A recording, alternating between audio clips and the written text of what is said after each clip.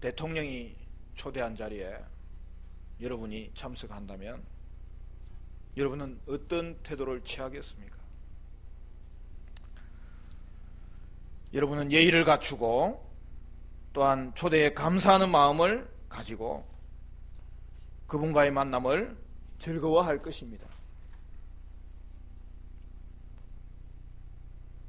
예배는 하나님과의 만남이에요. 성도는 예수 그리스도로 말미암아 하나님과의 관계가 회복된 그러한 존귀한 자가 되었고, 이제 그분과 교제할 수 되었는데 특별히 예배를 통하여서 하나님을 만날 수 있게 된 것입니다. 그러면 하나님을 만나는 여러분의 태도는 어떠해야 되겠습니까? 세상의 왕에게도 예를 갖추는데 만왕의 왕 되시고 만주의 주 되신 하나님 앞에 나갈 때에 여러분은 어떤 태도를 취해야 되겠습니까? 우리는 하나님의 이름에 합당한 태도를 가지고 그분 앞에 영광과 존귀와 권세와 위엄을 올려드려야 될 줄로 믿습니다. 1계명이 예배의 대상에 관한 것이라면 2계명은 예배의 방법에 관한 것이고, 오늘 3계명은 바로 예배의 태도에 관한 거예요. 따라서 3계명이 요구하는 것은 바른 예배를 드리라는 거예요. 특히 바른 예배가 되기 위해서는 바른 태도의 예배를 드리라는 것이죠. 오늘 7절 말씀 우리 읽었지만 한 번 더 읽습니다. 7절 다 같이 시작. 너는 내 하나님 여호와의 이름을 망령되게 부르지 말라. 여호와는 그의 이름을 망령되게 부르는 자를 죄 없다 하지 아니하리라. 10계명을 요약적으로 잘 해석한 소요리 문답 54문에 의하면 3계명이 요구하는 것은 거룩하고 경외하는 마음을 가지고 하나님의 이름, 칭호, 성품, 규례, 말씀, 역사를 사용하는 것입니다. 본문에서 망령되게 일컬지 말라 했는데 이 망령되게라는 말은 뭡니까? 실제와 다르게 대하지 말라는 거예요. 그러므로 하나님은 이 세상이 알든 모르든 그분은 존귀한 분이고 거룩한 분이고 그 거룩함이 영원한 분인데, 이제 그것을 알게 된 하나님의 백성으로서는 그를 대할 때에 마음을 다하여 하나님께 예배해야 될 것을 성경이 요청하고 있습니다. 따라서 우리는 하나님의 이름을 모독하거나 남용하지 않아야 된다는 거예요. 하나님의 이름을 잘못 사용하는 자는 하나님이 그에게 결코 심판을 거둬가지 아니하시고 그 심판을 피할 자는 아무도 없으리라고 성경은 말씀하고 있습니다. 하나님은 자신의 이름을 알려줌으로 자신을 드러내셨어요. 하나님은 자신의 이름을 통하여 자신의 존재를 드러내시고 자신의 성품을 드러내셨어요. 그런 의미에서 하나님의 이름이 바로 하나님 자신이고, 하나님의 이름을 통하여서 하나님의 존재와 하나님의 성품을 우리에게 보여주신 것이죠. 하나님이 자신의 이름을 알려주는 목적이 뭘까요? 하나님을 알고 그리하여 하나님과의 관계를 맺도록 우리를 불러주시는 것이죠. 하나님의 대표적인 이름은 먼저 엘로힘입니다. 태초에 하나님이 천지를 창조하시니라. 성경을 열자마자 첫 등장하는 이 땅의 주체는 누구시냐? 하나님이라는 거예요. 엘로힘이라는 거예요. 창조의 하나님을 말합니다. 다음은 엘론입니다. 피조물마다 지극히 높으신 하나님인 것을 우리에게 말씀합니다. 다음은 엘샤다이입니다. 우리 찬양팀 이름도 엘샤다이. 처음 알았다는 듯이 이야기. 엘샤다이. 얼마나 전능하신 하나님. 다음은 엘올람입니다. 영원하신 하나님. 하나님은 그 이름을 통해 하나님에 대한 지식을 우리가 얻기를 원하시고, 그러므로 우리가 그 이름을 통하여서 하나님의 존재를 알고 하나님의 성품을 알고 이제 하나님 앞에 나아가 그분을 만나게 하고 그 이름에 합당한 영광을 취하도록 우리를 부르시는 것이죠. 오늘 본문에는 하나님의 특별한 이름이 또 하나 등장합니다. 그것은 여호와 하나님입니다. 엘 여호와. 여호와는 뜻이 스스로 계신 자라는 뜻이에요. 지존자 하나님, 모든 것의 근원이신 하나님. 우리가 있기 전에도 그분은 계셨고, 그가 계심으로 말미암아 우리가 창조되었고, 그가 계심으로 말미암아 다른 것이 생기게 하시는 그 하나님, 주권자 하나님을 말하는 거예요. 구약의 이스라엘은 이 하나님의 이름이 너무 높고 거룩하여서 차마 입으로 발음하지도 못했어요. 그래서 여호와라는 이름이 나올 때마다 아도나이라고 발음하여서 그 아도나이는 주라는 뜻이에요. 성경을 필사하는 서기관들은 여호와라는 이름이 나올 때마다 붓을 새롭게 써서 다시 성경을 기록했고, 그리고 그 기록한 붓을 다시 놓은 이후에는 몸을 다시 씻을 그러한 정도로 하나님의 이름을 거룩하게 대하였던 것입니다.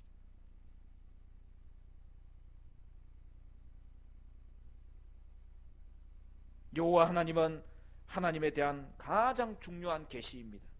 그런데 지존하신 그 여호와, 주권자이신 그 여호와께서 친히 저와 여러분과 언약을 맺으셨습니다. 바로 여기서부터 저와 여러분의 존귀함이 나타나고, 저와 여러분에 대한 정체성이 나타나고, 저와 여러분의 삶의 목적이 드러나게 되는 것이죠. 여러분, 그것이 바로 십계명의 배경인 시내산 언약이에요. 따라서 여호와 하나님은 언약의 하나님을 말씀하는 거예요. 홀로 영원하고 영광스러우신 그 하나님이 자기 백성을 책임지시는 하나님이고, 보호하시는 하나님이고, 돌보시는 하나님이고, 통치하시는 하나님이고, 약속하신 것은 그대로 이루어 주시는 하나님이라는 사실이죠. 그래서 우리 하나님이 여호와가 되어 주셨다는 것을 오늘 우리는 다시 한 번 더 기억해야 되는 것입니다. 언약으로 부부가 맺어지듯이 여호와 하나님은 이스라엘 백성과 언약을 맺으심으로 내가 너를 먼저 사랑해, 내가 너를 만든 거야, 내가 너를 부른 거야, 오늘도 우리에게 말씀하고 계세요. 우리는 이미 십계명, 이 하나님과의 언약에 대한 우리에게서도 사랑의 서약임을 살펴보았습니다. 하나님과 우리가 맺은 언약은 하나님이 먼저 우리를 사랑하셔서 시작하신 언약이에요. 그러나 그에 대해서 우리도 이제는 여호와 하나님을 유일한 하나님으로 대하겠다고 사랑의 언약을 하나님께 드리는 것이 바로 십계명의 의미라는 것이죠. 이스라엘은 여호와 하나님과의 언약 관계로 인하여 그들이 하나님을 믿고 그분의 말씀을 붙들기만 하면 그의 삶이 형통할 것이요, 그들의 모든 생사화복을 하나님이 책임져 주실 것이고 이 땅에서의 필요도 책임져 주실 것이다. 오늘 우리 하나님은 언약의 하나님, 나는 언약 백성, 언약의 신부라는 것을 말씀하고 계시는 것이죠. 또한 이스라엘 백성은 하나님의 이름 뒤에 수식어를 붙여서 하나님의 성품을 고백했습니다. 첫 번째가 여호와 이레입니다. 여호와는 예비하시는 하나님이다. 특별히 하나님은 우리의 구원을 위해서 예수 그리스도를 예비하신 하나님이다. 그 사실을 알려주는 거예요. 둘째, 여호와 라파입니다. 여호와는 나의 치료자이시다. 세 번째, 여호와 니시입니다. 여호와는 나의 깃발이다. 여호와는 나의 승리다. 넷째, 여호와 샬롬입니다. 여호와는 나의 평화이시다. 다섯째, 여호와 치드케두입니다. 여호와는 나의 의이시다. 여호와 로이, 여호와는 나의 목자이다. 여호와 체바오트, 여호와는 만군의 하나님이다. 여호와 메타디 슈켐, 여호와는 거룩하게 하는 하나님이다. 여호와 엘 게몰러트, 여호와는 나의 보수자이시다. 여호와 나케, 여호와는 심판하시는 하나님이시다. 이처럼 여호와는 자신의 이름을 통하여 자신의 성품을 우리에게 보여주시는 거예요. 따라서 하나님을 대하는 우리의 태도는 어떻게 해야 되겠습니까? 마땅히 하나님을 두려워할 뿐으로 하나님에 대한 공경심과 그리고 구원의 은혜에 대해서 감사하는 마음을 가져야 되는 것입니다. 여러분, 신자는 두 가지 마음을 가지고 하나님께 나아가야 돼요. 뭐라고요? 두려움과 사랑의 마음이 있어야 되는 거예요. 여기서 두렵다는 것은 그저 무작정 두려워하는 것을 말하는 게 아니라 거룩한 두려움을 말하는 거예요. 하나님께 나아갈 때에 거룩한 두려움과 사랑의 마음을 가지고 나아가는데, 여러분, 이게 바로 하나님을 경외한다는 뜻이에요. 하나님 경외한다는 말은 하나님 존경한다는 거예요. 거룩한 두려움을 가지고 사랑으로 하나님 앞에 나아간다는 거예요. 사랑하는 성도 여러분, 여러분에게 하나님 앞에 거룩한 두려움이 있어서 하나님을 경외함으로 만왕의 왕께 영광과 존귀와 권세와 위엄을 드리는 참된 예배자로 살 수 있는 은혜가 있게 되시기를 간절히 축원합니다. 그러므로 성경은 마음과 뜻과 정성을 다하여 예배하기를 강조하고 있습니다.